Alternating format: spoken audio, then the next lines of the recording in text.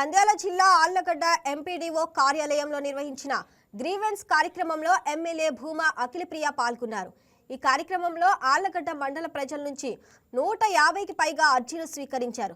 వృద్ధాప్య, వికలాంగుల పింఛన్లు, రెవెన్యూ సమస్యలు, సీసీ రోడ్లు, డ్రైనేజీ వంటి సమస్యలు తన దృష్టికి వచ్చాయని అఖిలప్రియ తెలిపారు. ప్రజలు ఇచ్చిన అర్జీలపై సంబంధిత అధికారులతో అక్కడికక్కడే చర్చించి సమస్యలను త్వరితగతిన పరిష్కరించాలని ఆదేశించారు.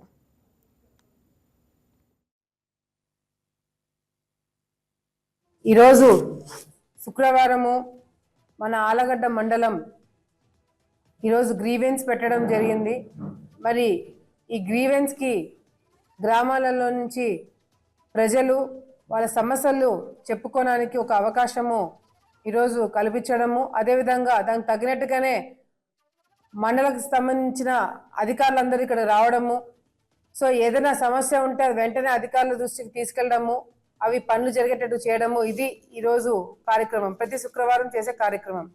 సో ఏదైనా ఇటువంటి కార్యక్రమాలు పెట్టామని మీకు ఇన్ఫర్మేషన్ ప్రజలకు వచ్చినప్పుడు మాత్రము తప్పకుండా మీ సమస్యలన్నీ తీసుకొని మా దగ్గరికి రావాలని చెప్పి కూడా ఈ సందర్భంగా ప్రజలందరికీ కూడా తెలియజేసుకుంటున్నాం.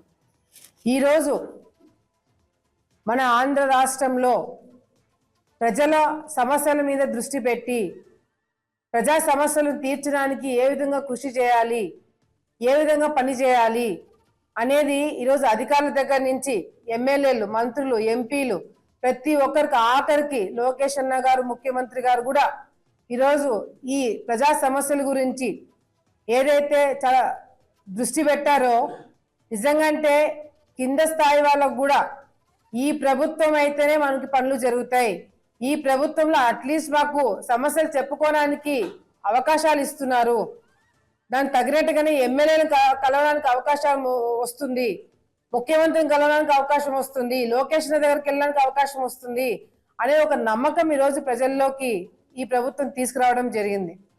ఒక పక్కన రాష్ట్రాన్ని ముందుకు ఎట్లా తీసుకుపోవాలా, రాష్ట్ర ప్రజా సమస్యలు ఎట్లా తీర్చాలా, పరిశ్రమలు ఎట్లా తీసుకురావాలా, మన ఆంధ్రప్రదేశ్ని అభివృద్ధి బాటలో ఎట్లా నడిపించాలని ఒక పక్కన మా ప్రభుత్వము, మా ముఖ్యమంత్రి, మేము తిప్పలు పడుతుంటే, మరో పక్కన మన జగన్మోహన్ రెడ్డి గారు రోజుకొక అంశం పైన చర్చ జరిగేలాగా చేసి మేమందరం కూడా పనులు ఆపుకొని ఈయన ఏదో ఒకటి కమెంట్ చేస్తాడు, దాన్ని కూర్చొని మేము సమాధానం చెప్పాలని చెప్పి అనుకుంటున్నాడు, డైవర్షన్ పాలిటిక్స్ చేయాలని అనుకుంటున్నాడు జగన్మోహన్ రెడ్డి గారు.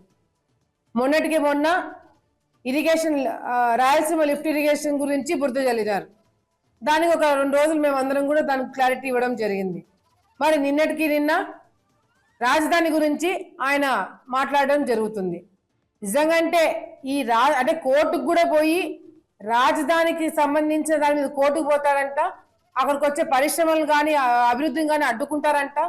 ఇంత సిగ్గు లేకుండా వైసీపీ నాయకులు మాట్లాడగలుగుతున్నారు అంటే వీళ్ళ ధైర్యం ఏందో మాకు అర్థం కావట్లా. Please subscribe to YK TV Network. Please subscribe to YK TV. Please watch YK News. Don't forget to subscribe YK News channel.